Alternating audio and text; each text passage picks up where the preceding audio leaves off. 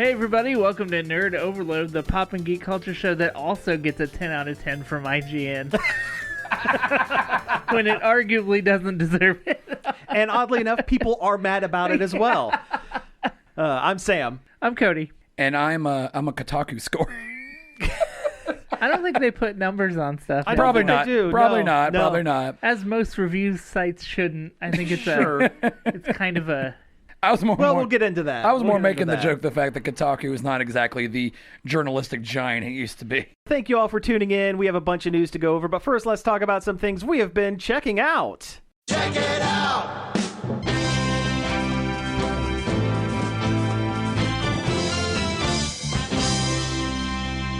Much better energy that time, guys. Much Great better job. energy. Yes. Round of applause here. Illusions, Michael. There we go. Illusions. All right. So, check'ems. Let's see. I can do mine real quick. Yeah, knock it out of the park, bud. Yeah. So, out of the blue on YouTube, there was this video that popped up. And you were mentioning that it popped up for you as well, Josh. Yes, it did. It's a short film, a really short film from 1979 called The Wizard of Speed and Time. And I watched it, and it was really, really cool. So it's all hand-done special effects. No digital anything at all anywhere. The guy looking like he's running fast like the Flash, like really, really fascinating stuff. A lot of rotoscoping, a lot of stop motion. Really, really cool. So I was like, okay, why did this pop up? It's cool, but why? What's the backstory behind it? So it turns out there's this this guy, his name is Mike Jitlov. And he was a special effects guy who was trying to break into the industry. He did all these like little shorts, kind of a madcap inventor kind of guy. He built his own multi-plane animation bed in his house. Oh. Like just from scraps he found and stuff. And that was like... only Disney did that at the time, I feel like. Mm-hmm. Oh, yeah. And so, yeah, he built one in his own home and stuff like that. That's probably... And now that I think about it, that's probably not true. Well... What I just said. Well, I mean, Disney, they were doing other things with it. I mean, so. it was the 70s, and also Disney was always kind of a pioneer in rotoscoping and stuff. I think Disney invented the multiplane. They might have that could be invented it. wrong, too. Yeah, but... well... Who knows? Disney's been around forever. Anyway. So he ended up working for Disney for a little while. That short that popped up, it was from Disney special, though, Magical World of Disney practical effects. Yeah. TV special. But he had a whole bunch of them, and as it turns out, there's also a movie called The Wizard of Speed and Time that he wrote, directed, starred in, and did all of the special effects for. In 1988. So I watched it. I watched the movie. I found it. I watched the movie. One, really hard to get a hold of because outside it ran in theaters for like 2 weeks and did not get very good scores, and I'll get into why. But it had a Laserdisc release and then nothing. There was nothing after that. Someone digitized their Laserdisc and with the guy's blessing said, okay, let's start sharing it out. He's like, I feel like it's an unfinished film. I don't want to make money off of it, but if people want to see it, go for it. Go ahead. So the movie is... it's hard to explain. It is the making of that... He remakes that short film again in 88. And it's a film, a dramatization of him making that short while also doing... special effects for the everyday stuff that make him seem like he is some kind of wizard kind of guy. A wizard of space and time. Yes, and he and there's like little things that pop up here and there. There's a scene at the end where he's to film the thing, he's had to sell his magical super bike, which I'm pretty sure Tim Burton saw that original trailer that original film because It's Pee-wee's, yeah. There's a lot of Pee-wee's house with all the different gadgets and stuff. Rube Goldberg stuff and everything. That's definitely part of this guy's thing. I guarantee, like I said, Tim Burton has seen it. But at one point he goes, we have to get this film to the studio. I have no way to get there. So he gets on a suitcase that has that he's put like a digital engine inside it, and stop motion animated himself driving down like from Hollywood Hills down to Disney Studio or the studio, because they don't say any names, on this suitcase device. and stuff, this device. And it's like a lot of little stuff like that. And it's really fascinating to see how they did the special effects in the short. Like, they break it down while also him, like, special effects in other situations. The thing is also, and the reason why I didn't get that great of reviews, the acting's not awesome. It's this guy and his friends. A lot of the people that were in the original short came back for this. And the story, while fascinating, is a little convoluted, and it kind of bounces around. It's really frenetic. It reminds me a lot of UHF, the Weird Al movie, and the Weird Al show, actually, a lot as well. The other thing, it's so positive about, we're gonna come together and make a show. Gee whiz. But it's also a biting commentary on the union system of Hollywood, which is interesting. Well, back then anyway. Yeah. So the whole first half is him trying to raise try to go through the proper channels. The proper channels to, get studio space and effects and casting and stuff like that.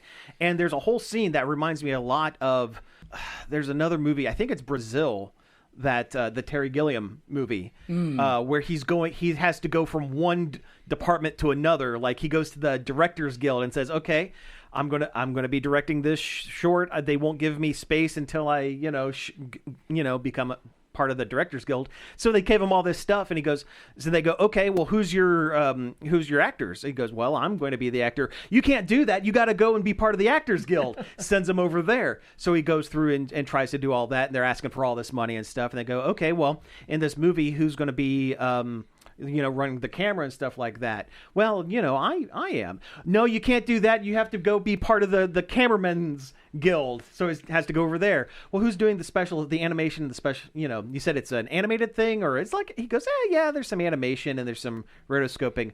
And who's going to be doing that? Well, I am. No, you can't do that. You have to be part of the animation guild, and you have to be a part of, this guild, and it's bouncing them back and forth.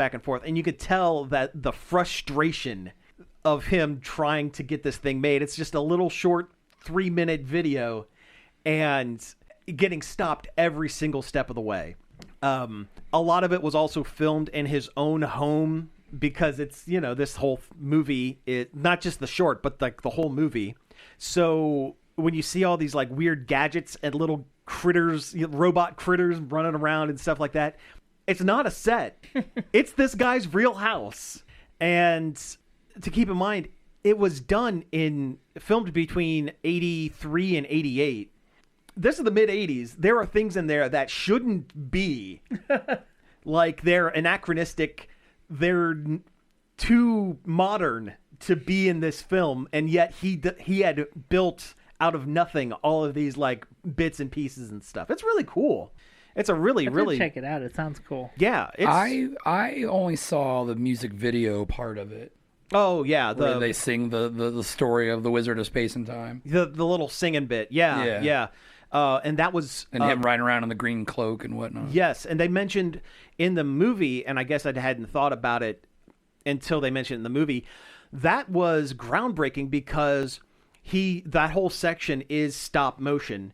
Yes. And he was able to lip sync, sing himself singing in stop motion. Ooh. That's 24 pictures per second. That's and he is really singing hard. a song, and the lip flap, it's pretty close. So yeah, fascinating. Just a weird, fascinating watch. And it's one of those that I wish I would have watched as a kid. I wish it was available when we were kids, because it would have fueled my desire to be an animator. Because as a kid, I everybody who was into cartoons and stuff was like, I'm going to be an animator. That was my dream until I got out of high school. But I wish I would have seen it as a kid, because it would have just really doubled that fire under me to be like, oh, this is what I want to do. But hey, you said it's on Laserdisc, right? It's on Laserdisc. You own a Laserdisc. I do, but it's also it's online. It's actually for free on YouTube, so you can watch it there as well. But yeah, really, really fascinating. The title of the movie, it's a little wordy.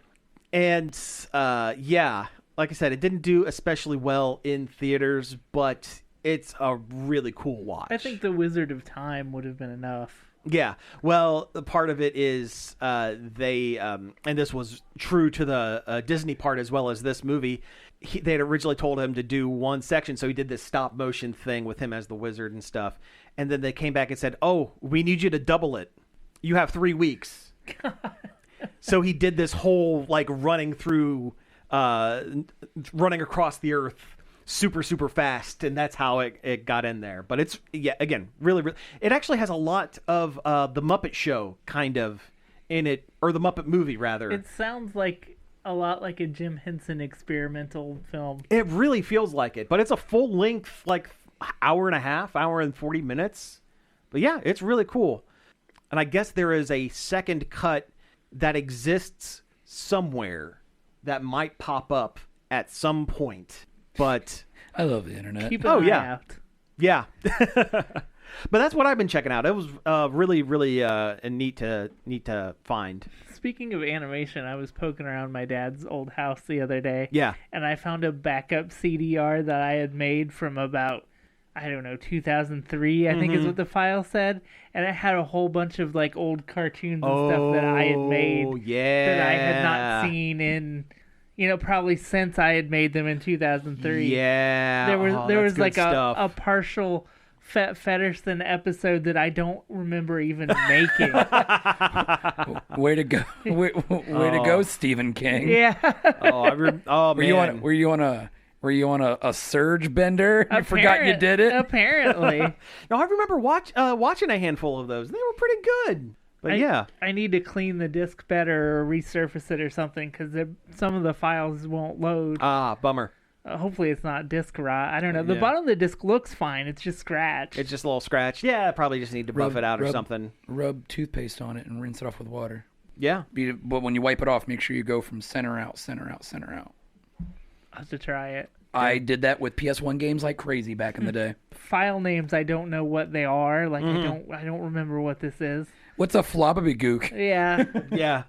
I'm gonna be funny and name this something. There was a Flash cartoon I had made that was called Like Father, Like Son, and I'm like, what does that What mean? is that? Yeah. All right, so what have you guys been doing? There was media a partial. Stuff? Oh yeah, go for it. There was a partial, like maybe 30 seconds of a Flash animated video for Fet's Vet by MC Chris. Yeah. That was all like video game sprites scooting around. It was honestly pretty bad. But very in character for something I would have did at the time. At the time, yeah, absolutely. Did it finance your vet? No, unfortunately. I only ever made exactly $100 off of animation. That's Hey, I feel like that's enough to call yourself a semi-professional animator. Yeah. I got paid by the College Tech Prep Consortium for doing some lip sync work on a cartoon that we had made. Oh, cool. We made it while we were in school as part of like the interactive media class. Oh, sure, yeah. But after school was out, and they wanted lip sync on it, so they had me do it, and I got paid $100 for it. No, that's awesome. There you go. There you go. Very neat. Something else to add to your IMDb. Yeah. Metal Maniac, and then this animated thing. If I knew where it was, I don't know. Yeah. Well, on a whim, we watched Clue. Oh, It's a good yeah. one. Good movie. I believe there's a no, I haven't seen that episode of Clue. I believe isn't there is, yeah. Way back in the day. Way back. It's probably still good. You should go listen to it. Yeah. But no, it's obviously a fantastic film. It's great. Tim Curry in his peak. Oh, yeah. Especially when he's running back and forth, doing the big reveal at the end of the film. You know, there are certain movies that people go, oh, yeah, Tim Curry. Like, Rocky Horror's a big one. It's a big one. Between Rocky Horror and Clue, those are the two that pop into my mind first and foremost when I hear Tim Curry. Actually, for me, it is Clue and Legend. Oh, Legend is a good one. because he's the Prince of Darkness in that, and that image has been stuck in my brain ever since I saw that film. You know, I guess Home Alone 2 would have been the first movie that I ever saw with Tim Curry. Yeah, in he it. plays the The the pervert, hotel guy. the the hotel pervert manager. that tries to catch the kid in the shower. But yeah, Clue. yeah. It's a great ensemble cast. Oh yeah, fantastic movie. Yeah. Everybody's great. It's wild to me that it didn't do good when it came out. I know, it doesn't right? make any sense. Yeah. Well, I feel like that's the thing with a lot of cult films is that's kind of the part of the process is they don't do well in theaters, but in the aftermarket it gets incredibly popular. But I could not put my finger on the reason why it would not do. I mean, I guess movies based on board games were not a thing. It wasn't really a thing, and the gimmick of having Every to see theater- it multiple times at different places to see all the Yeah, endings. that could have put a 'cause bad every- taste in people's mouths. because every Even theater Yeah. had a different ending. if people thought about that, like, well, how am I supposed to? I have to see them all. It's like, no, you No, don't. you really Just don't, see it but- once and have a good time and Yeah, but I guess watch they the wanted other endings when they come out on DVD in 20 years. in 20 years. Yeah, but no, I guess the original idea was each individual character was going to have an ending. There was going to be like six endings for each character, and then the seventh one where Wadsworth is the bad guy. Yes, and where he's not actually the butler, he is Mr. he Body. is Mr. Body. Right. Spoilers. Oh, Spoilers for this 30-odd-year-old movie. I'm gonna go home Actually, and have sex with with my my wife. Yes. But yeah, no, I love Clue. That movie's great. The joke of that is the character was supposedly homosexual for the entire film until the ending, as part of his cover or whatever.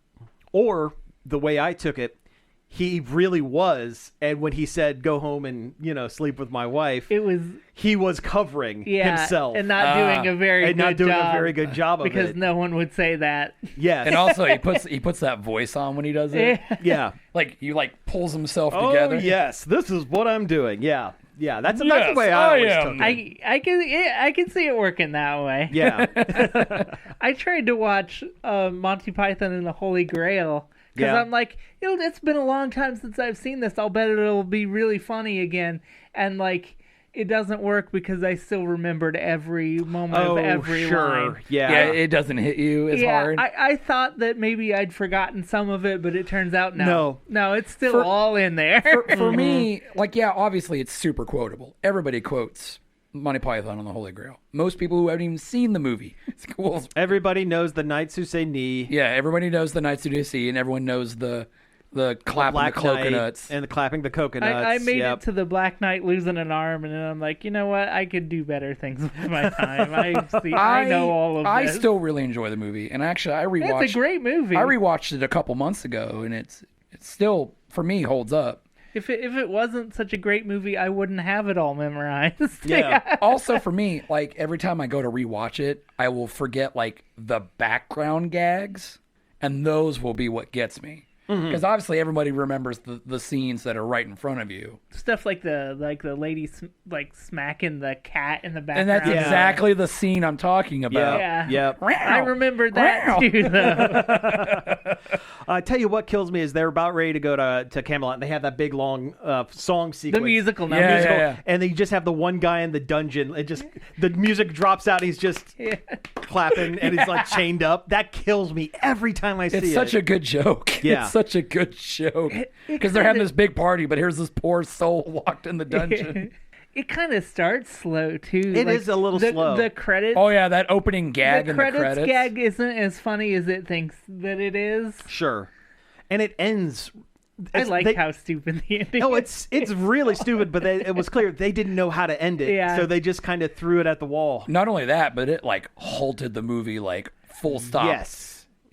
Both feet on the brakes right at that point. And the coconut sparrow bit at the beginning is it's just a that's funny, don't get me wrong, but it's not like the grab them by the seat of their pants opening gag that you might want to start with. Yeah, But but later in the movie, you do see people in the background trying to do science experiments with With it. coconuts and birds, trying to see if they fly. Yeah, and while it is kind of a little long in the tooth for an opening gag, it is 1,000% a Monty Python bit.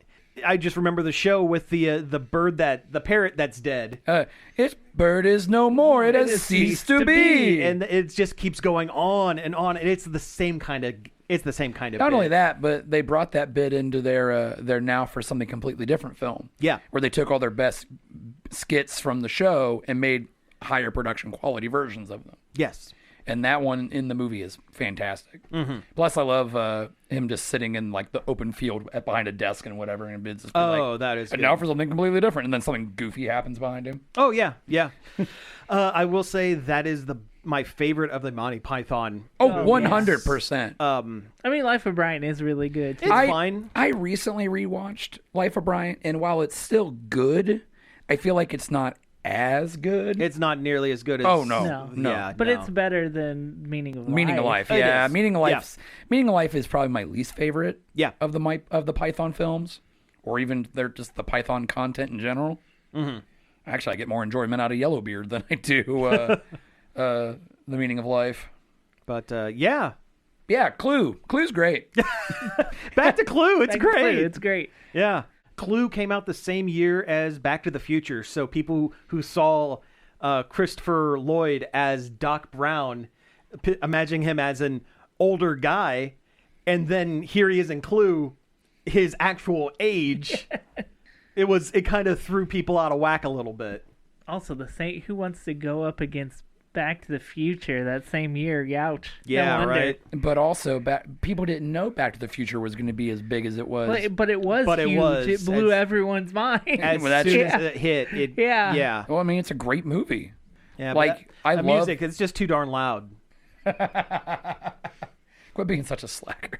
You know who that is that says that? That's Huey Lewis of Huey Lewis and the News. Oh, I know. Yeah. And that's great. I love it when musicians show up in little tiny roles in movies they did the soundtrack for. Yeah, they're on the soundtrack fun. for. That is fun. I like that. I started playing Resident Evil Requiem. Okay. Oh, you started it? Yeah. Okay. I don't know how far I am, but I've at least played a decent amount, and it's very, very good. What kind of TV do you have? I'm playing it on PC. Okay. So because when the game came out, people with OLED TVs had a problem with every time you fired the Requiem pistol, it would shut your TV off. Whoa! Just that powerful. Wow. Which I mean, it really? is kind of, it's like the overkill gun, like get me out of this bad situation instantly gun. So that's hilarious. That's wild. Seriously, the thing is gigundous. Wow. Like it's a huge gun.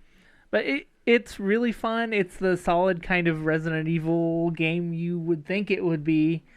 The two gameplay modes, because you play as Grace Ashcroft, an FBI agent with and you don't really do combat. It's mostly hiding. An FBI agent with anxiety issues. Yeah. And then Leon Kennedy, and the guy from the other ones, and he plays like Resident Evil 4. Yeah. And it makes excellent palate cleansers between the Grace parts, which is perfect to like lower the tension so you're not constantly terrified. Like, here's all these scared parts, and then okay, now I'm going to shoot some things. Yeah. Here's the male power fantasy part of it. And it'll make the scary parts better because you'll have relaxed. Right. Like, and then you won't be at 11 the whole time. Yeah. So it's really smart in that way. I also like that you can switch between first and third. I wouldn't, though. I think it's really intended to be first person for Grace and then third for Leon. Oh, okay. I don't think they intend for you to play Grace from the third person, even though you can. The jump, the scares and everything, it doesn't work quite as well. When you can see that far around you, really takes away the jump scare element tension. out of it. Yeah. The tension. And it jump scared me 3 or 4 times pretty good. Oh, really? Already, huh? All right. Nice. Cool. Also, the graphics are insane. Oh, really? yeah, It looks so good. It is definitely an impressive looking game. Yeah. And then when I saw that Switch 2 trailer for it, I was like, oof. Yeah, I wouldn't play it. If you can avoid playing it on the Switch 2, I Do would. not. Yeah, maybe not. Because Grace's hair looked like plastic. Yeah. It was terrible. I've heard it doesn't play super bad. Like, if it's the only way you can play it, it's probably worth it. Mm-hmm. It's just not going to look as good. Yeah. But, if you want a solid Resident Evil game, there it is. Like, that's what it is. It deserves the high praise that it's gotten, I feel like. Well, there was excellent. also a leak that some DLCs might be coming out. A DLC did just come out for it, I guess. Yeah, but I think the Leon Kennedy Must Die. Like another one, though. Oh.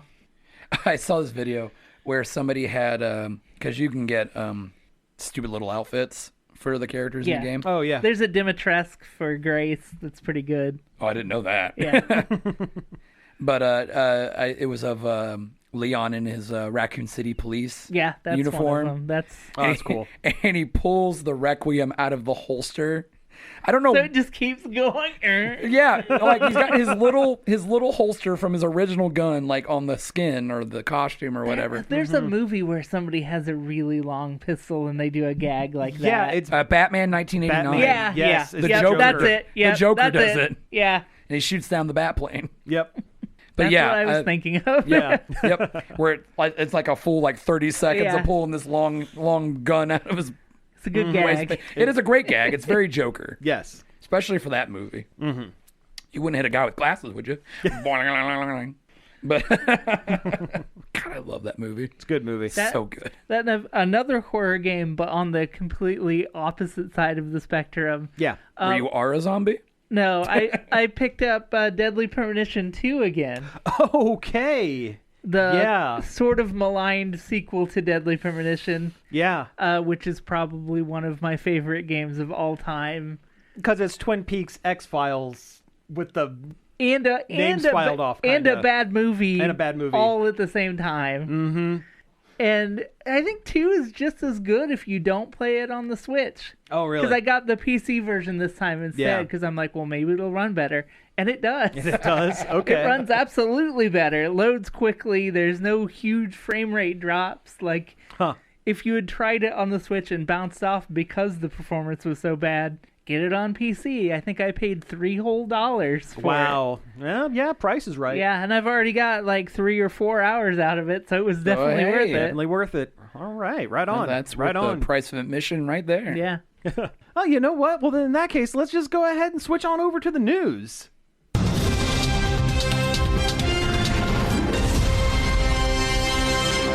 So yeah, let's start talking about some things. I guess the big one, the big one from Nintendo at least, was the Star Fox Direct, which they dropped with no notice. No, they announced it 10 minutes before it happened, I think. Yeah. Yeah, I got on YouTube and I was like, there was a Star Fox Direct?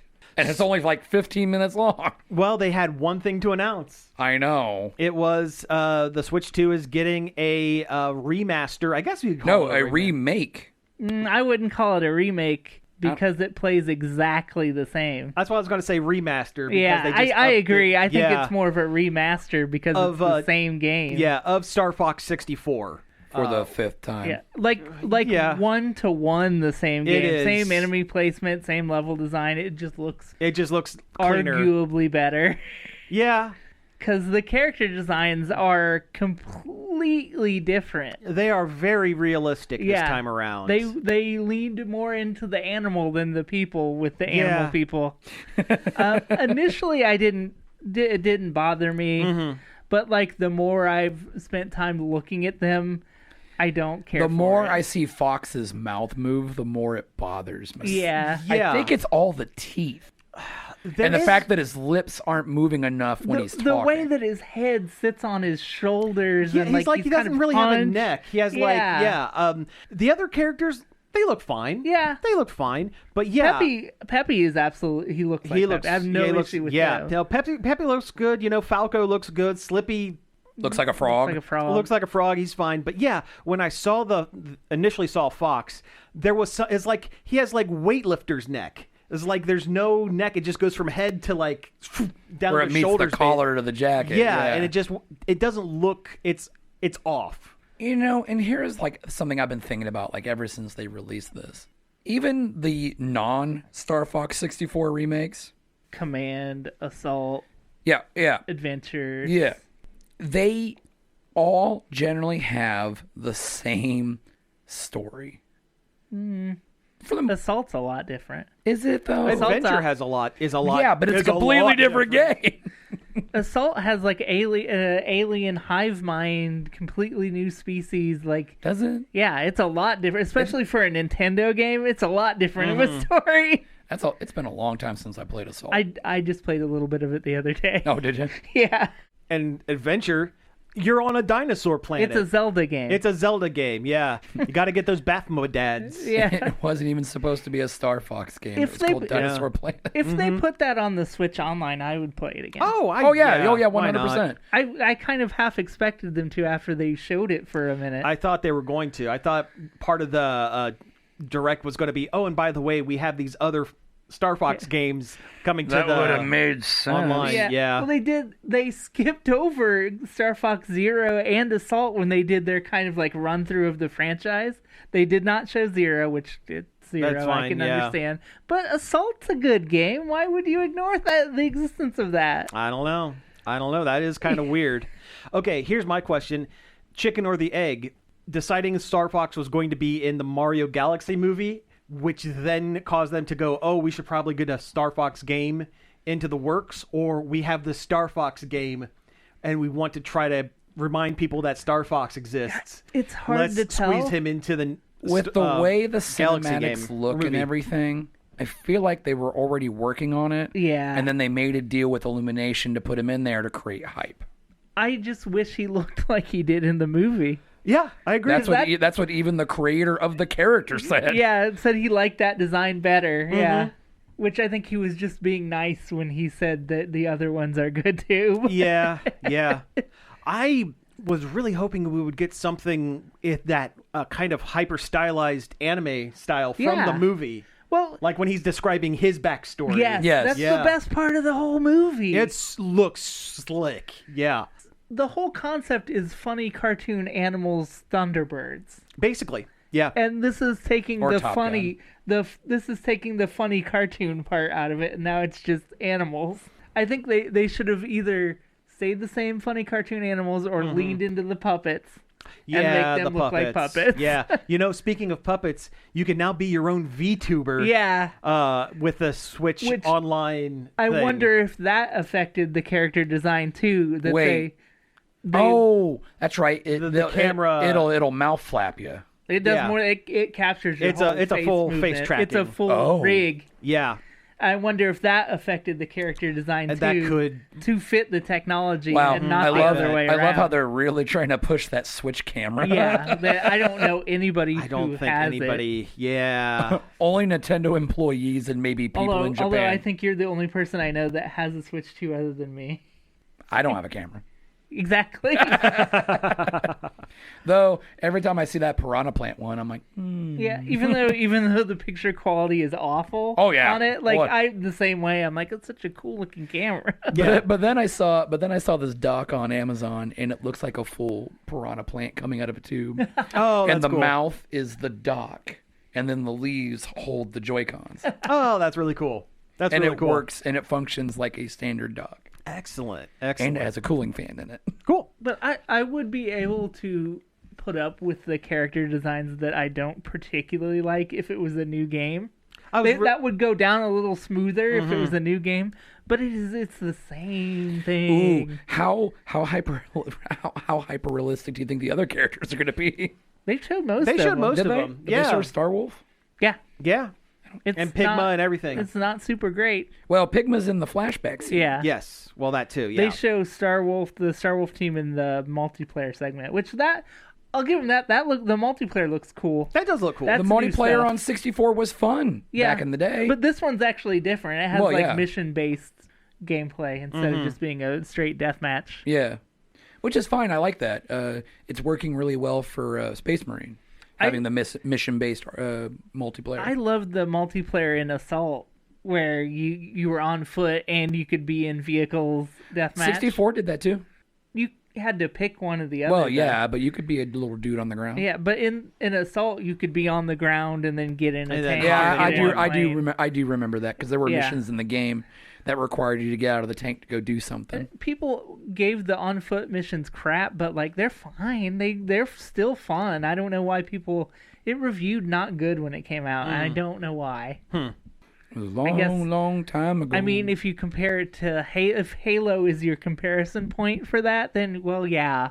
That's also apples and oranges. Exactly, but that's what they were doing that's what at the they time. were doing. Yeah. All right. Let's see some other stuff here. GameStop briefly tried to buy eBay. They're still trying. They're still currently trying. But I thought that got shut down pretty quick. I mean, yeah, because they don't have enough money to actually do it. But I'll say GameStop's barely holding on as it is. It would make more sense if eBay tried to buy GameStop. Well, oh boy, I can't wait to pre-order my game with PayPal. They're worth way more money than they're actually. They actually are because of all the short stock, whatever. I'm not a finance guy. I don't know exactly how it works. Mm-hmm. But that whole stock situation has made them more valuable than they actually are. They're just a bunch of failing storefronts that make money off of Pokemon cards mostly.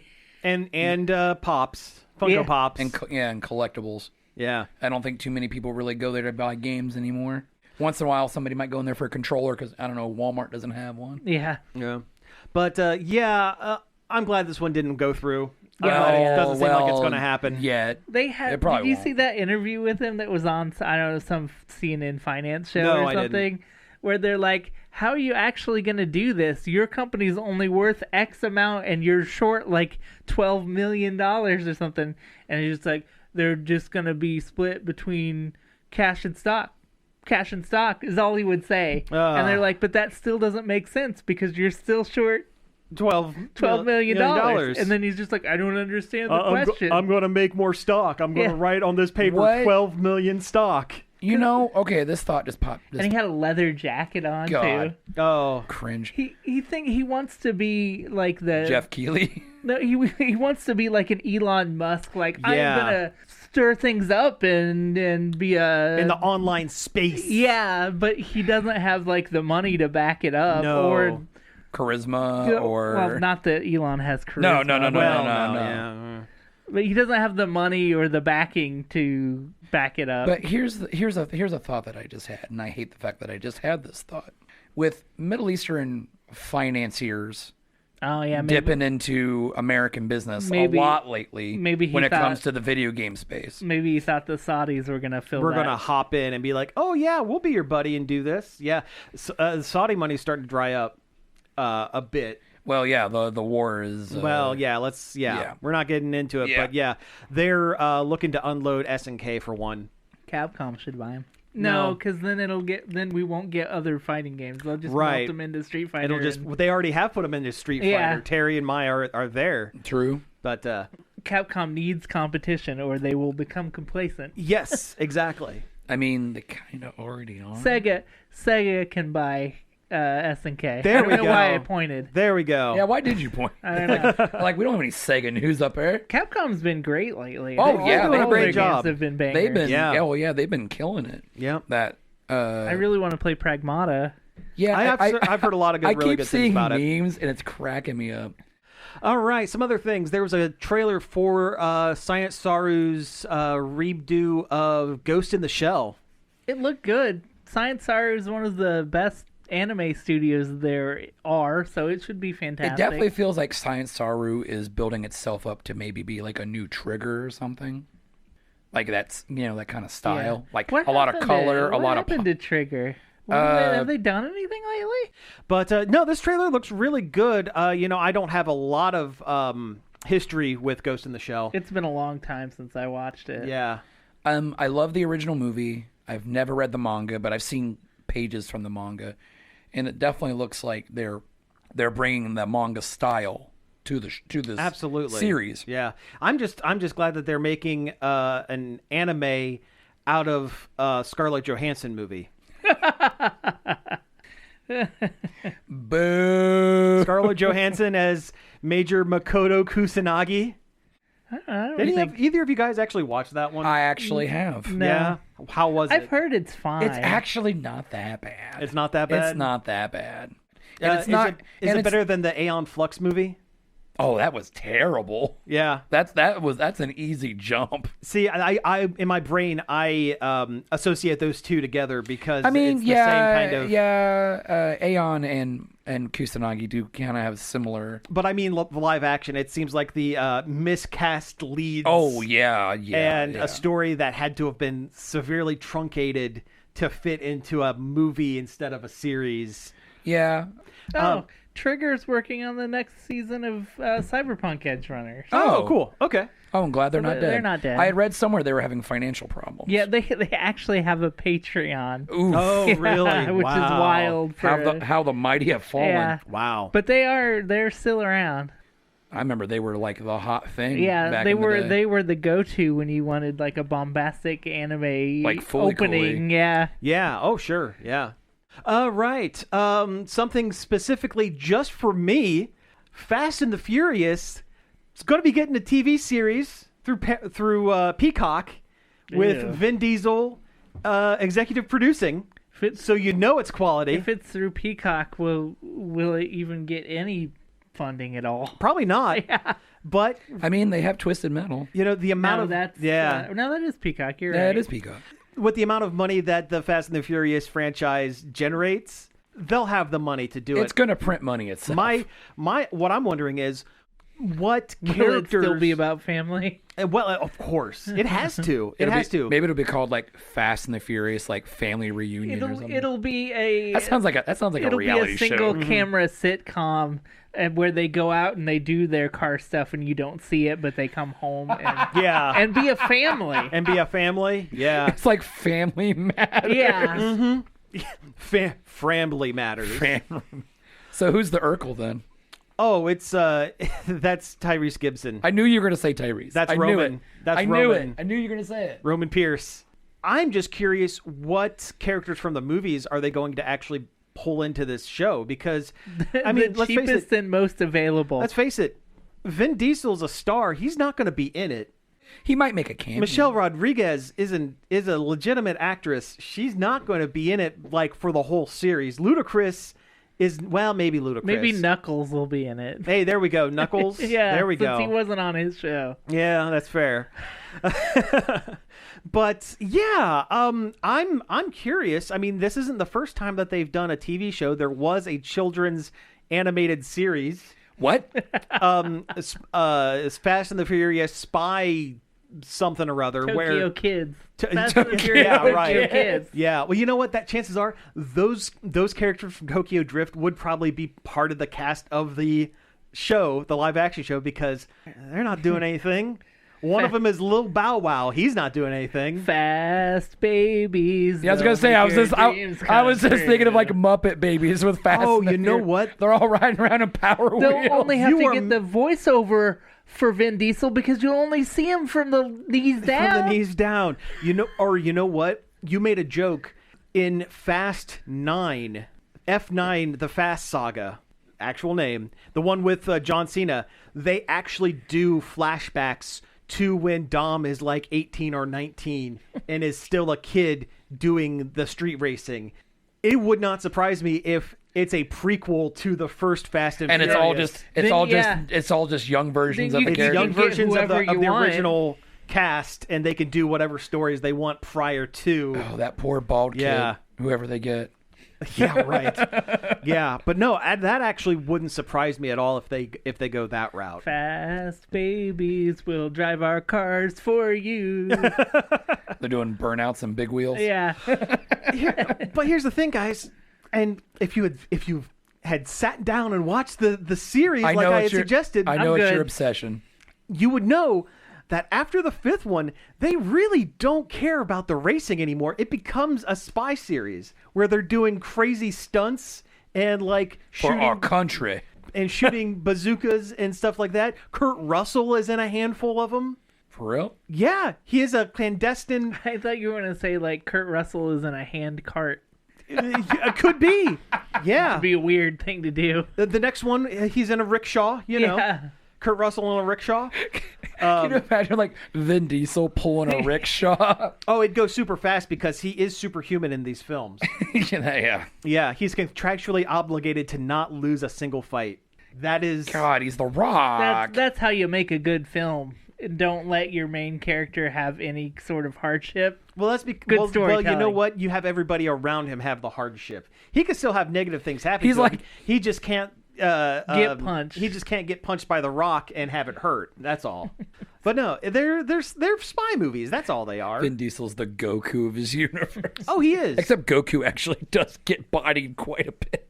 Which would make The Rock the Vegeta, kind of, because they hate each other in real life. You guys need to watch The those Rock, movies. Prince I'm serious. Of, Prince of the Saiyans. Prince of Samoans. Prince of Samoans. No, which is the third act surprise of Hobbs and Shaw. They go back to Samoa. And he's the prince. Well, he is like his mother's favorite, and they end up beating all of the high-tech super bad guys with by doing a giant haka and hitting them with ceremonial clubs and stuff. He turns into his character from Great. Moana. It's the ending of pretty much. Surf Yeah. Ninjas. Yeah, that too. That too. But hey, that one had don't they Idris bring Elba that as back? a cybernetically enhanced superhuman. Why don't they bring Surf Ninjas back? They should.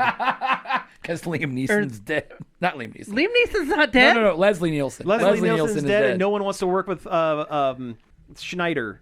Rob Oh, Schneider. yeah. Schneider. Oh, Rob yeah. Schneider was in that? Yeah, Rob oh, Schneider. man. Yeah, Teenage Rob Schneider, redheaded teenage Rob Schneider. Yeah, Okay, he's like 18 or We'll something. bring in that back movie. 3 ninjas then. Oh, there we go. They'll kick back They'll- again. Yeah, re-kick back. But they can't go to Moron Mountain or whatever it was called because that's where Hulk Hogan was. That's where Hulk Hogan lived. Well, yeah, too. Yeah, Buried. that's where what he he lived is. and died. He is a Moron Mountain.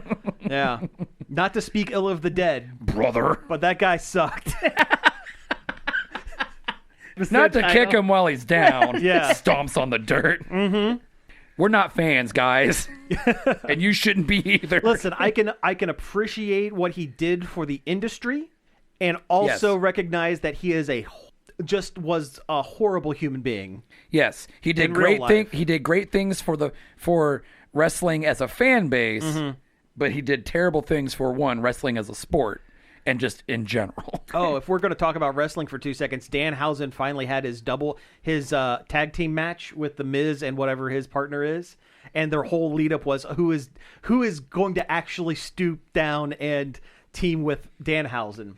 Well, he carted out a giant wooden crate, opened it up, and with the words "cloning machine" written on the side in Sharpie, and then a midget luchador version of Danhausen came out of the box. He has a mini-me. Minihausen. Minihausen. Yes, Danhausen and Minihausen beat the Miz No. and whoever his guy. It's a tiny Hausen. He's Like tiny house. he is called Minihausen. Mini Hausen. Yeah, and people actually recognized who the wrestler is because he is a relatively famous Little person wrestler from Mexico. Like the Danhausen mask was a luchador mask because he is Actual luchador. He's an actual luchador. I forget what the guy's name was, but people saw him and saw the moves he was doing and people were going, "Oh, it's that guy. We know exactly who this is." But they pulled a full Doink the Clown. Oh. Because Doink the Clown, when he was, one of the big things was he couldn't, he did a thing where there was a second Doink. Like someone else dressed in the makeup and they did the mirror spot, like they're pretending to looking in the mirror. And so they said, WWE in story said, "You can't do that anymore, Doink the Clown. You have to have someone completely different be your tag team partner." So they introduced Dink, who was a little person, Doink the Clown. All I know about Yeah. Dink the Clown is that he's in that one WWF game Yes. that has the Mortal Kombat graphics. Yes. Oh, yeah. The wrestler underneath the Doink the Clown. Wasn't that just WrestleMania makeup 64? Was a real mess. No, it was. That was arcade. Yeah, it was arcade. Was it arcade? And I have it on the Saturn too. Oh, Yeah, okay. it was arcade. But yeah, no, Matt Bourne, the first Doink the Clown was, dude was a mess. There is a Dark Side of the Ring about Doink the Clown. Ooh. And yeah. You would not believe the amount of drugs that went into that clown. I mean, I watch Metalocalypse. I know how much cocaine a clown can do. He is. He is. Honestly, he kind of was Dr. Roxo in real life. All right, we got to talk about Mixtape because we used. We got to talk intro. about. Yeah, we got to talk about Mixtape. Yep. So, new video game just came out a couple days, this week, I think. Yeah. Called Mixtape, and it's a narrative-based. Like your Life is Strange or your Bloom and Rage and stuff like that. Yeah. Stuff that's existed for, for a long time. Yeah. A pretty popular genre. Yeah. And IGN apparently really liked it. They gave it a 10, which I don't know. The internet having big feelings. Yeah. I don't know if I would give it a 10. That seems kind of overblown. High. Yeah. Yeah, like I wouldn't, there's not many games I would give a 10, but it definitely wouldn't be Mixtape, which is great, by the way. I've played, I don't know, probably about half of it. Mm-hmm. And it has some great stuff in it, and it is very much like a walk around and look at things and experience a story. Sure. But what's the problem with what's going on with it? Well, capital G gamers are mad that it's being critically successful. Yeah. And it's not a quote unquote real game because the main character is a woman and you don't kill anybody in it. That's what it feels like. These people think constitutes a real game is that it has the male power fantasy. Yeah, it has to have killing in it. No, yeah. The argument I saw was people like having trouble identifying with the character or whatever and whatnot. That's their own problem. That's their own problem. I know. That's what I'm sitting there and I'm like, I read that and I was talking to somebody at work about it and I was like, I don't identify with a blue hedgehog, but I still have fun. And like, if you can't identify with like average American teenager experiencing teenage problems, like that's you're the weird one. That's your loss of innocence. It's a pretty broad game, right? Yeah, it's. This reminds me of when Gone Home was a big deal because it was critically enjoyed, but panned by nerds, and they were mad because it had a female protagonist that was gay. Well, yeah. But also didn't have any traditional gameplay to speak of. You just walk around the house and look at things. Well, wasn't Firewatch the one where you were a... yeah, that one too. The quote-unquote walking simulator? I remember it being derided as a walking simulator because there wasn't a whole lot of gameplay in that game, but it was about the story. It was about the experience. Yeah, it's the experience. It's not about how many rounds you can throw into your enemies in a match or anything like that. Games are more subjective than just action stuff. There's room for all kinds of things, and if something is not for you, that's okay. Look 2 steps to the left or right. There is something for you. Yeah. You don't have to... Not every single game has to be for There's actually everyone. way more games that fit your criteria than there are not. Yeah. Also, people are mad because, like, somebody on the team's a Nepo baby or something that is related to some billionaire or something. But, like... Did the billionaire... Okay, the question is, did the billionaire give money to make the game? Who knows? Because that's what would constitute a Nepo baby. But Sam Reich is a Nepo baby, but he built Dropout by himself. And treats people well. Yeah. Jack Quaid is a double Nepo baby, but he is a great actor on his own. And got into it on his own. And, like, that's how these things get made. Because it's not a cheap-looking game. Mm-hmm. It has licensed music out the wazoo because that's kind of what it's about. Sure. Yeah. It's about a mixtape. And, like, how do you think they afford that kind of stuff? It doesn't come out of nowhere. Yeah. But, that is disheartening. It's just such a disingenuous argument, too. It's like, you just want to be mad about it because it isn't for you and you want everything to cater to you. But that's not how the world works. That's not how it works. Grow up. Yeah. Exactly. Yeah. Well, I hate that these people get a platform so much and are so loud. There's not even as many of them as people think. It's just that people are very loud. It's the loudest ones. Yeah, they're just the loudest ones. It's like what I say about Star Wars nerds. on the yeah, internet. most of them are fine. It's just the loudest ones that you hear the garbage from. That you just kind of want to roll your eyes. Yeah. It's like rolling back into Gamergate all over again. Yeah, we'll have which some of is that. every gaming news like this somehow is very cyclical. Yes. I don't know why that is, but we run into these same like controversies every couple of years. It's not even a controversy. Yeah, And, you it's know, pretty forced honestly, at this point. probably a lot of it, or at least a little bit of it, has to do with the media cycle as well.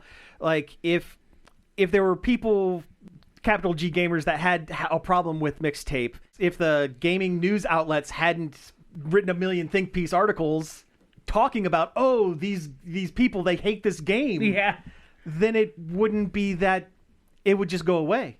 yeah. You know, the hate would just go away. Yeah. But because If we it's didn't being, give them oxygen, if we they don't, would, yeah, The exactly, fire would go out.